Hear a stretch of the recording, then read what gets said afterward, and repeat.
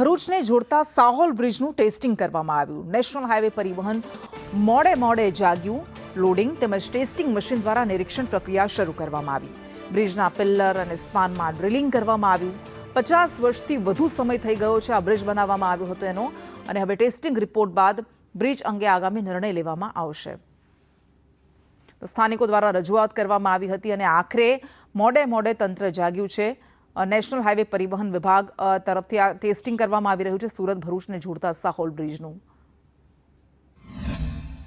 Gambhira bridge દુર્ઘટના બાદ હવે ગુજરાતમાં ઠેર ઠેર જે જૂના જે બ્રિજો છે તે બ્રિજોનું હાલ ચકાસણી ચાલુ કરવામાં આવી છે। ખાસ કરીને જો વાત કરવામાં આવે જે સાહોલને જોડતો કીમ નદી પર જે બ્રિજ આવેલો છે તેનું હાલ લોડર મશીન દ્વારા ટેસ્ટિંગ કરવામાં આવી રહ્યું છે।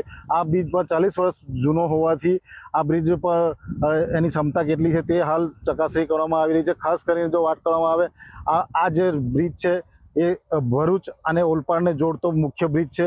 મોટી સંખ્યામાં અહીંયાથી વાહનો પસાર થતા હોય છે। નેશનલ હાઈવેથી જે પસાર થતા વાહનો છે આ માર્ગ પર આવતા હોય છે અને ઓલપાડથી સીધા સુરતને જોડતો આ માર્ગ છે અને હાલ આ બ્રિજનું ટેસ્ટિંગ કરવામાં આવ્યું છે। તમે દ્રશ્ય જોઈ શકો છો।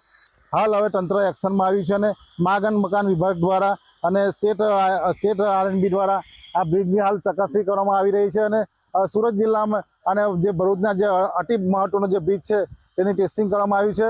ટેસ્ટિંગ કરવામાં આવી રહ્યું છે, ડ્રિલ કરી અને સમગ્ર બ્રિજનું હવે ચકાસણી કરવામાં આવશે અને એને ટેસ્ટિંગ માટે મોકલવામાં આવશે।